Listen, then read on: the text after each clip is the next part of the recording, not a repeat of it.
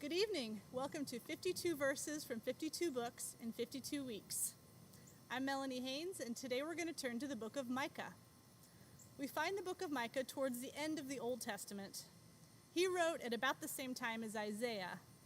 Things in Israel at that point were really bad. The people of Israel for hundreds of years had been steeped in idolatry, injustice, and rebellion. The leaders were cheating the poor. There was a series of ungodly kings who repeatedly broke the covenant that God had made with the people of Israel. Over the years, God had raised many prophets up to warn the people and to call them to come back what they had agreed to. But as it says in chapter 7, verse 4 of the Princes and Leaders, the best of them was like a briar. The most upright of them was a thorn hedge. So Micah talks about the fall of Samaria, the capital of Israel, and eventually Judah. It was coming at this point, and God was merciful. He warned them repeatedly. But in spite of all this, running throughout the book of Micah, there's a thread of hope in the midst of judgment. God will not abandon them. Even though they have abandoned him, he will not abandon them. The ultimate hope for them and for us in the midst of dark times is foretold in chapter 5, verse 2.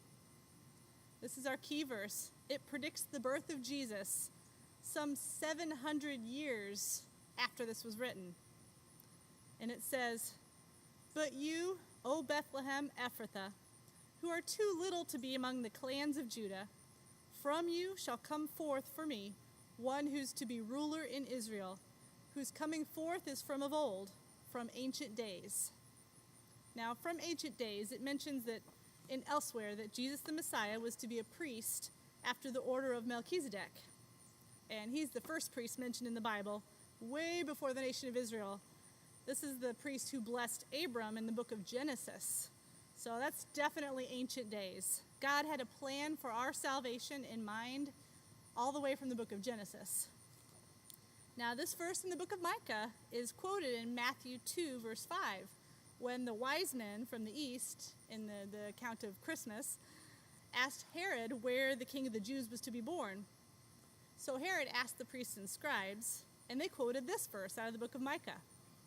It's the same city where King David was born, and it was recognized even then as a messianic prophecy.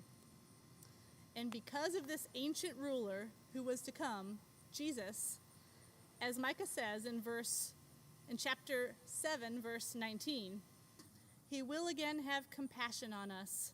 He will tread our iniquities underfoot. You will cast all our sins into the depths of the sea.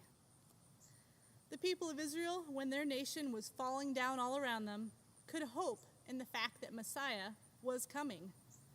In the same way, thousands of years later, we can hope in the fact that he is still the one who takes away our sins, the one who was and is to come.